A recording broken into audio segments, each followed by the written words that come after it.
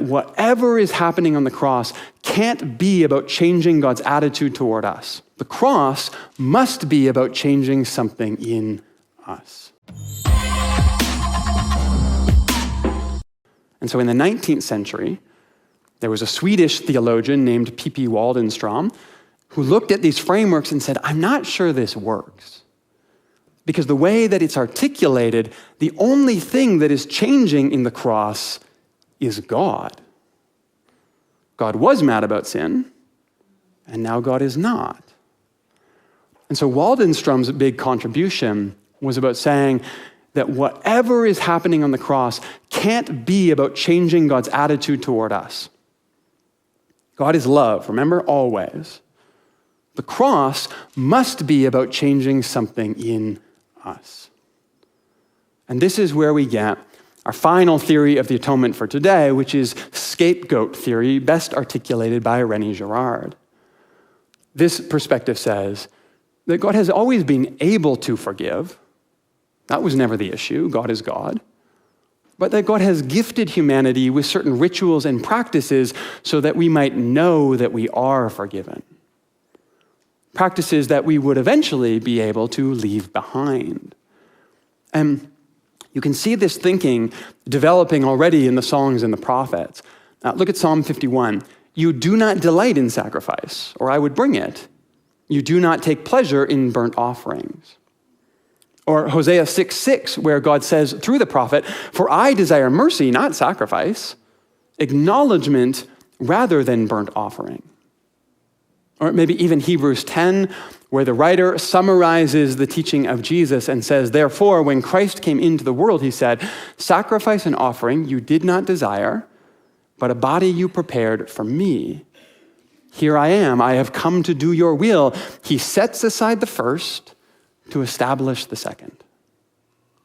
In other words, this cultic practice of sacrifice that was always for us, not for God, is now set aside for the true purpose, which is living the way that Christ has demonstrated and established for us to follow.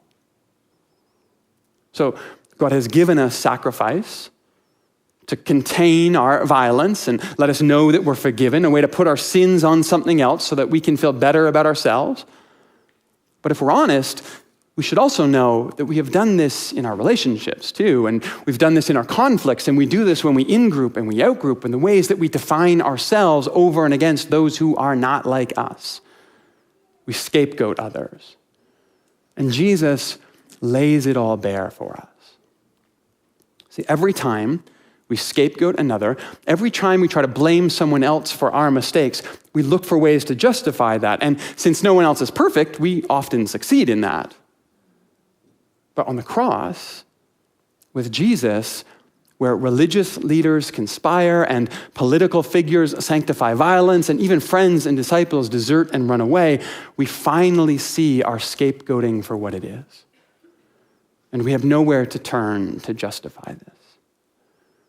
The cross didn't change God's mind about us.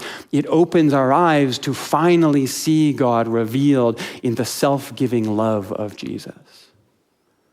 And it shows us all the ways that we have mistreated, scapegoated, put our violence onto another.